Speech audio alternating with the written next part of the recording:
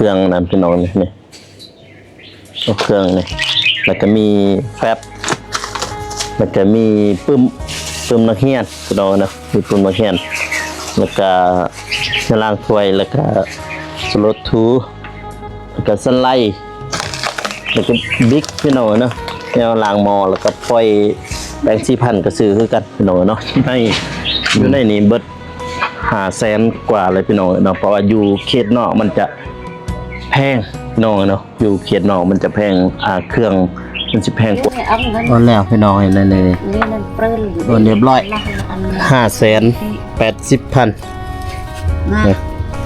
เครื่องในเหตุการณ์ในนั้นประมาณ10 โมงย่างอยู่ไฟไหม้บดีมาแต่หัดมูบอกก็ว่าไฟไหม้เฮือน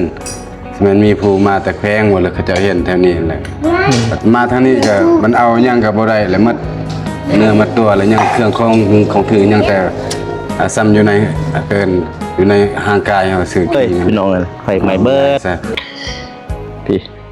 เกิดวันที่11พี่น้องเนาะวันที่11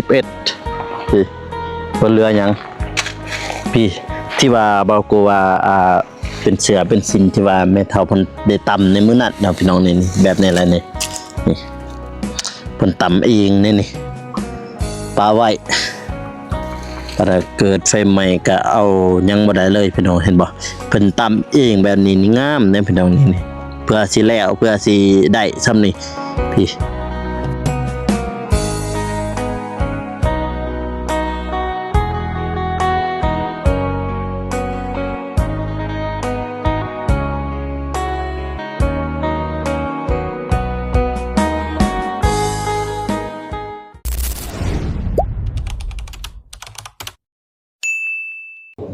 มาพี่น้องเลยเนาะเปิดภาพมามื้อนี้ก็อยู่ที่บ้านเสียงหลวงเด้อพี่น้องเด้อนี่แหละบ้านเสียงหลวงที่ว่าเป็นบ้านที่ว่าบ้านพ่อบ้านแม่ของเบาโกน้องพี่น้องเนาะมื้อนี้ก็ยังอยู่ที่บ้านที่ว่าเกิดอัคคีไฟไหม้ในมื้อนั้นน้องพี่น้องเนาะเอาแล้วก็มีทางเอื้อยฮักของเบาโกเองพี่น้องมันอยู่ต่างประเทศพุ่นแหละเขตนอกพุ่นแหละพี่น้องเนาะเพิ่นโอนเงินมาทางเบาโกให้ซื้อเครื่องไปมอบให้เครื่องไฟไหม้นั่นเนาะพี่น้องเนาะแต่ว่าเพิ่นก็เป็นคนลาวนั่นแหละพี่น้องเอ้ยเนาะแต่ว่าเพิ่นอยู่ต่างประเทศเนาะพี่น้องเนาะมื้อนี้ก็เบาโกก็สิได้ซื้อแล้วไปฝากให้เพิ่นเนาะพี่น้องเนาะเพราะว่าเมื่อคืนนี่แม่นว่าเบาโกในนอนนี้เนาะพี่น้องเนาะนอนอยู่บ้านนี่แหละแต่ว่ามื้อนี้ก็สิได้ลงเมื่อแล้วพี่น้องลงกลับไปทางแขวงเซกองเนาะพี่น้องเนาะจากนี่ไปหาแขวงเซกองก็ประมาณอยู่70 หลักประมาณนั้นนำพี่น้องเนาะเพื่อสิฮอดแขวงเซกองพี่น้องเอ้ยเนาะเป็นหน้าเห็นตากันพี่น้องเอ้ยเนาะก่อนอื่นหมดก็กราบสบายดีเด้อพ่อแม่พี่น้องเนาะบ่ว่าสิอยู่ภายในหรือว่าต่างประเทศก็ยินดีต้อนรับเข้าสู่ช่องเบาโกคนบทสอบปปลาวพี่น้องเอ้ยเนาะมื้อนี้ก็ได้ซื้อเครื่องไปให้ครอบครัวที่ว่าถืออัคคีไฟไหม้นำพี่น้องเนาะก็มีหลายที่ว่าเฮาได้ซื้อไปพี่น้องเนาะแต่ว่าบ่ฮู้ว่าสิเบิดราคาเท่าใดหรือว่าสิเบิดเท่าใดเดี๋ยวไปเบิ่งไปชมนำกันนะพี่น้องเนาะไปนี่พี่น้องเอ้ยนี่ไว้จะมีอยู่ในแล้วก็เกาะเครื่องนั่นพี่น้องนี่เครื่องนี่แล้วก็มีแฟบแล้วก็มีปึ้มนักเรียนพี่น้องนะมีปึ้มนักเรียนแล้วก็ล้างถ้วยแล้วก็สลดทูแล้วก็สไลด์แล้วก็บิ๊กพี่น้องเนาะแนวล้างหม้อแล้วก็ปล่อยแบงค์4,000ก็ซื้อคือกันพี่น้องเนาะซื้อให้ครอบครัวเพิ่นพี่น้องนะอยู่ห้านเชียงหลวงนี่แหละเลือกเอาเลยให้เจ้ากระดาษพามีสิโอนเอาเพื่อแล้วฝากมาสิโอนเอาอยู่ในนี้เบิด500,000 กว่าเลยพี่น้องเนาะเพราะว่าอยู่เขตนอกมันจะแพงพี่น้องเนาะอยู่เขตนอกมันจะแพงเครื่องมันสิแพงกว่าอยู่แขวงพี่น้องเนาะสิแพงกว่า อยู่ในแผงขวา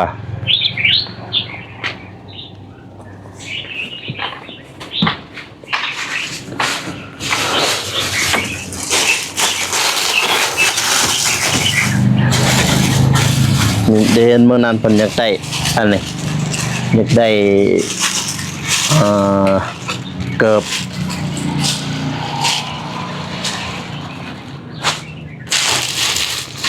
นั่นนี่เกือบแตะอันบ่ได้บ่เราใส่เกือบแตะ ได้กันพยายามนี่กับคนกับเด็กเก่านี่นะ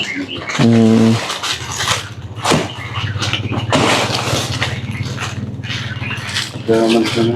เยอะ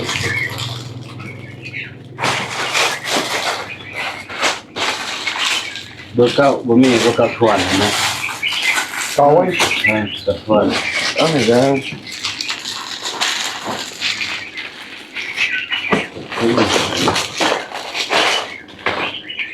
เก้าเครื่องกับทวนเบอร์เก้า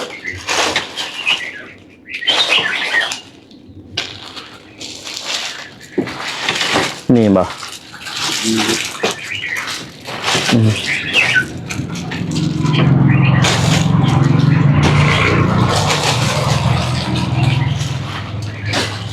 อะไรเกิดขึ้น50ได้บ่50หาที่ผ่าคน ซื้อหลายแล้วมาอะไรเงินอะไร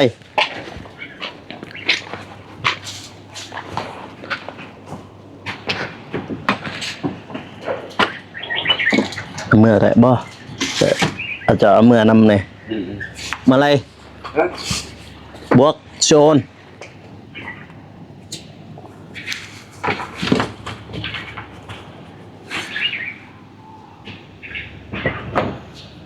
บวกต้นนั้นครับ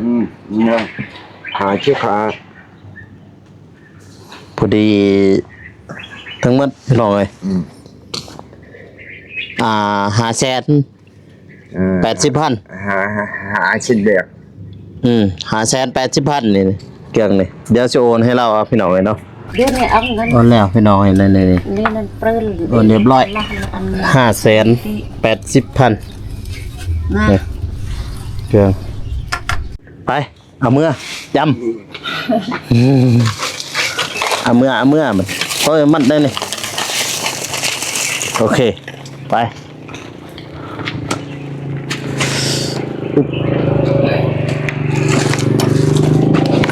เรามาเบิ่งนำพี่น้องเลยเพราะยันสื่อเกิดบ่ถือ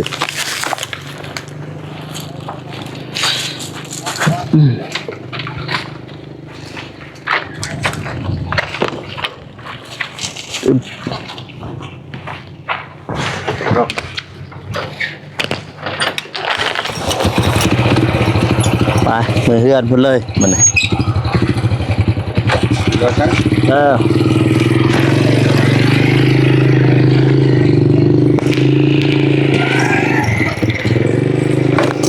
โอ้ยไป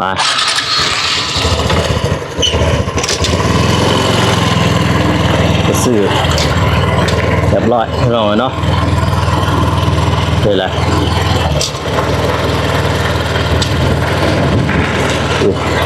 เดินเราอยู่รุมน้องแต่ว่าง่ายๆคือส่วนบ้านเลยน้องเพื่อนเรา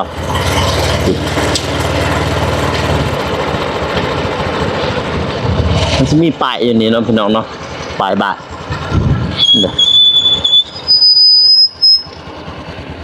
ป้ายบ้านนี่บ้านเสียงหลวงแต่ว่าเส้นทางลงนี่ไปนี่แม่นว่า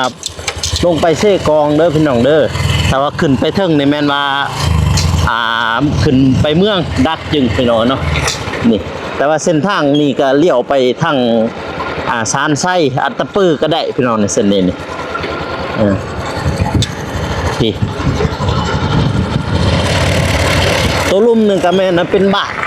ดักเซงเด้อพี่น้องเด้อนี่เป็นบ้านดักเซงแล้วก็ปลายเลยพี่น้องนะแต่ว่าเพื่อนหันเป็นคนบาทซึ่งหลวงพี่น้องเนาะแต่ว่า กระเทือนว่ามีดินไห้กระเทือนอยู่นี่นะพี่น้องเนาะเดี๋ยวเราไปเบิ่งนำกันเลยพี่น้องเอ้ยมาฮอดแล้วพี่น้องเอ้ยมาฮอดเทือนที่ว่าไฟไหม้นั่นเองเนาะพี่น้องเนาะอันนี้ยังเป็นโรงเรียนเด้อพี่น้องเด้อเป็นโรงเรียนบ้าน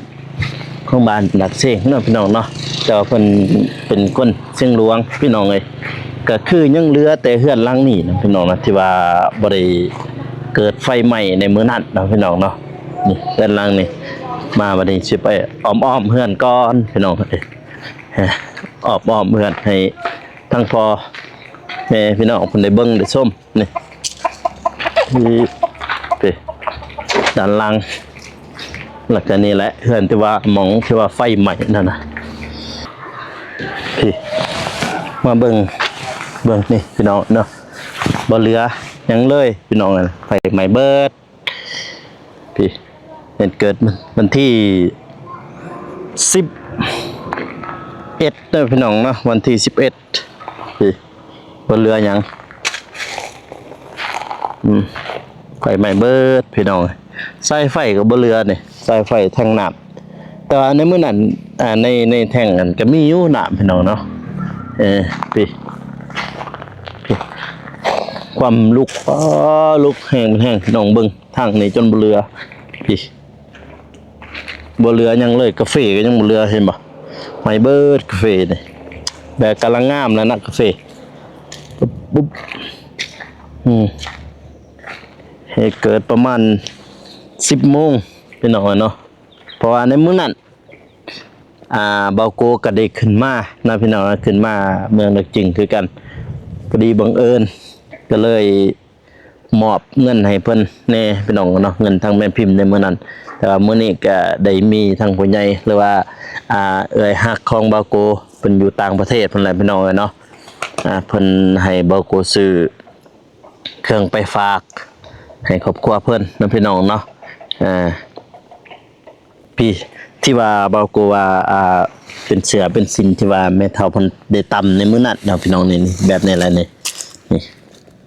เพิ่นตำเองนี่ปลาไว้ถ้าเกิดไฟไหม้ก็เอายังบ่ได้เลยพี่น้องเห็นบ่เพิ่นตำเองแบบนี้นี่งามเด้พี่น้องนี่เพื่อสิแล้วเพื่อสิได้ซ้ำนี่พี่โธ่ถ้าเสียดายเครื่องเพิ่นบ่เหลือหยังเบิดพี่น้องเอ้ยพี่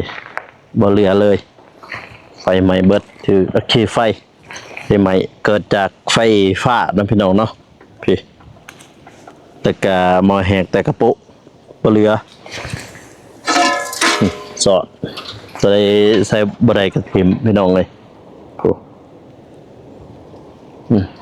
ดีแต่ยังว่าเราเขา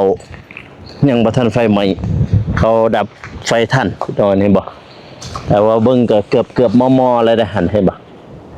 นี่ดำจังซั่นแม่นเลยฮะแต่ว่าดีแต่ว่าเขาเจ้าหมอดไฟมันทันไปเนาะกี่ไม่เป็นไรเห็นบ่เนี่ยบ่เหลือแต่ว่าทางนี้ล่มตลอดเด้อพี่น้องเด้อล่มปีนโดนก็จนสิบ่ได้ความลมมันแห้งลมแห้งหลายทางนี่ทางดักจริงนี่พี่น้องเอ้ยเจอลมบาดนี่เดี๋ยวไปเบิ่งเฮามอบเครื่องนำกันเลยพี่น้องเนาะแต่ว่าก็เชียงหลังๆพุ่นพี่น้องเนาะที่ให้พ่อแม่พี่น้องเพิ่นได้เบิ่งได้ชมทางบ้านเชียงหลวงพี่น้องเนาะที่ว่าเบาโกบินโดนไปหั่นเดี๋ยว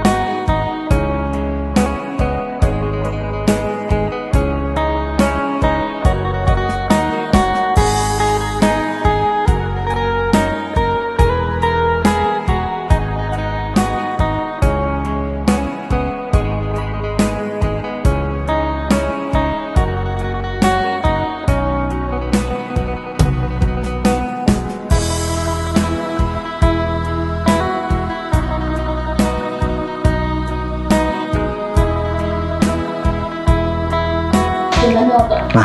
พี่น้องเอ้ยฮอดแล้วบาดนี่ฮอดเรือนฮอดซ่านของเก่า เด้อนี่ ที่เดิมปีนั่งก็ติดกันก็ได้ใส่อะไรให้ไม่เท่านี่แต่ว่าตัวเองอยากได้เกิบ ก่อนเกิดมึงไว้ดิ ซื้ออะไรซื้ออะไรบ่ อันว่าคันนี้ในปู ถือก็ปะหันไพ่ใช้กับใช้บันนี่ก็ซื้อเล็กจะซอยมันจะมีให้เจ้าไม่เท่านี่กับเงินทั้งเอื้อยหักไปดอกคนอยู่ต่างประเทศคนแหละคนอยู่แต่ว่าคนลาวคนนี้แหละแต่ว่าเพิ่นไปเฮ็ดเวียกอยู่ต่างประเทศ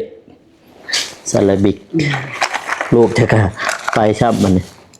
แต่สิพ่อบ่บิกนี่กับปึบมัน พอเราเป็นเขาเขียนยันตะเขาเขียนแต่ตัว จะคนลูกจะซ้ำต่อดูสิ 3 คนจะเผาพูดพันเปล่าให้คนดู แล้วก็มีแนวใส่ในเฮือนครัวนึงคนนี้แล้วก็ซื้อเกาะมานำนี่อย่างเราเกาะบ่มีนี่นั่นจะกันโซ่นั่นกันเลย 1 2 3 4 5 6 7 8 9 10มันจะ10สิ นั่นชิดนี่โซ่ แม่นบ่ นั่นปกติโซ่มันนะ แม่นบ่ ตึ้งโกไม่สิแต่มอมเนี่ย โซ่ นักกินมอม เอาเลยให้เพิ่นกินหั่นมันกินเลยให้แม่เฒ่านำหั่นลองเบิ่งอยู่เวียดนี่น่ะอาหารเวียด แบ่งงานไปเลยว่าจะมี แมตติมิว เช็ค ยกงามจะเยียบบิดการเพลงบิดนายมอมมันละเอียด กับประมาณนี้พี่น้องเลยเนาะ คนเจ้าจะดูโตหับเบียทางแหลกลายพอเจ้าอุ่นสูงงานเป็นแก่จะดูกุศลเจ็บปะแต่มื้อนั้นแม่เขาว่าอีหยังน่ะแพ้ตัวได้เนี่ยเพิ่นสิซื้อหั่นตัวให้ซื้อหั่น พาย พายตัวใดสีใดเนี่ย สีดำ แล้วก็สีใดสีดำสีแดง สีเหลือง สีดำสีแดงสีเหลืองพี่น้องเลยจักสีทั้งหมด ตำนะเฮ็ดกินกับตำ สีชิวตรงขับตำสินอันนั้นนะ กินส้มเผากินส้มเผา อ๋อ จัก เจ้าคือสิจักบ่ได้บัดนี้คือสิจักบ่ได้บัดนี้ สีอันนั้นหัน แม่จะรู้ กันฮู้บ่ คือสีเหลือง มันบ่ไม่เท่าจะรู้ แม่นเลยซั่นน่ะแม่เฒ่าสิฮู้ดอกซั่นน่ะแม่เฒ่าแม่ของแม่น่าจะฮู้อยู่ดอก ตำสินอันนั้นน่าสินแล้วก็ปักปาง อืม บางหนึ่งอัน บ่เรือเลยบ่สิ้นหันบ่เรือเลยบ่ บ่เรือของเนี่ย อันเนาะเห็นอยู่หันอันเนาะอยู่หันแต่เสียดายพี่น้องเอ้ย เขาคนร้ายคนโน่นบ่มีแหละบ่มีหูมีหาง เห็นน้อยนึงอยู่หันเมื่อกี้นี่ไปถ่ายเบิ่ง ของไอ้ลูกเจ้าก็ฉันได้ลูกเจ้านักไอ้ลูกเจ้ากู ลุง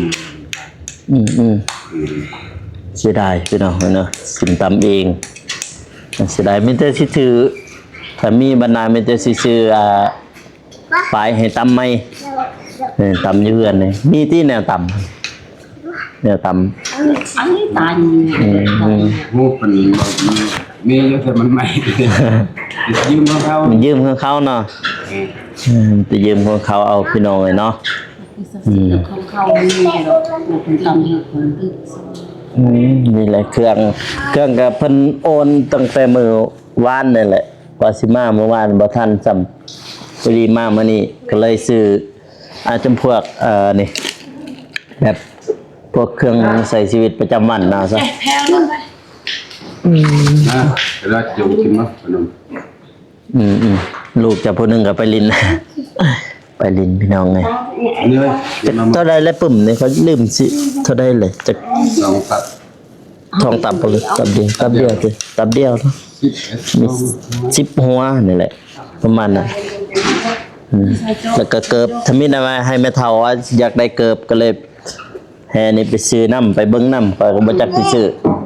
ใจเลย แต่ว่าสิซื้อไฟล์หันมื้อนั้นเขาก็บ่จื้อพอดีซื้อพวกนี้แล้วจึงฮู้ว่าว่าจะอยากได้ไฟล์เนี่ยมื้อหน้าสนะถ้ามีเวลาขึ้นมาทางนี้จึงสิซื้อไฟล์มาให้ประมาณนี้พี่น้องเนาะ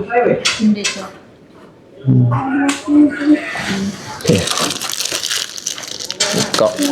แล้วก็ที่เหลือก็ món mà nó có nương có pang để đợi cô như xin nương Mà cho cái này đợi ăn rau được ăn บ่โจกก็ซื้อมา tông yam mà hòn rê rê cực đi คันแม่เฒ่าก็ใครแน่ดอกเดี๋ยวสิซื้อมาซื้อเอาแต่นุ่มแต่ซื้อกองก็มีดอกถ้ามีเวลาขึ้นอย่างใดนี่เขายังบ่ทันได้ลงตั้งแต่ซื้อข้าวสารมื้อนั้นพี่น้องยังบ่ทันได้ลงยังนอนนี่อยู่ก็เลยเพิ่นเห็นเพิ่นก็ได้โอนเงินมาพี่น้องเนาะจำนวนหนึงแล้วก็ให้เบาโกไปซื้อเครื่องซื้อหยังก็แล้วแต่เพิ่นว่าพี่น้องเนาะก็ซื้อแนวใช้ชีวิตประจำวันนั่นแหละพี่น้องนะให้ครอบครัวเพิ่นเพราะว่าทั้งเพิ่นได้เห็นพี่น้องเนาะเฮือนที่ว่าไฟไหม้นั่นแต่ว่าข้าวน้ำก็มีคนช่วยอยู่พี่น้องเนาะข้าวน้ำตามปลาก็มีคนช่วยแล้วก็ที่โบโกซื้อมามันนี่มีวิตามินแล้วก็อุปกรณ์การใช้ชีวิตประจำวันพี่น้องเนี่ยแล้วก็เป็นสไลด์แนวล้างถ้วยล้างบวงแล้วก็เพิ่มให้ลูกเพิ่นเพราะว่าได้เห็นมื้อนั้นลูกเพิ่นยังเฮียนพี่น้องเนาะก็ประมาณนั้นพี่น้องเนาะแล้วพี่น้องเนาะก็ทางมาคุยเองก็มื้อนี้ก็ได้เป็นสะพานบุญทางแม่เพิ่นเนาะพี่น้องเนาะหรือว่าทางเอื้อยฮักของบ่าวโกพี่น้องเนาะแล้วก็จะให้ทางอ้ายเพิ่นถ้ามีเฮาก็บ่ทันได้แนะนำเนาะพี่น้องเนาะชื่อเพิ่นเนาะพี่น้องเนาะเพิ่นชื่ออะไรก็ให้เพิ่นบอกเลยเอ้าไม่คือติดสิเสิร์ชนี่เอาเป็น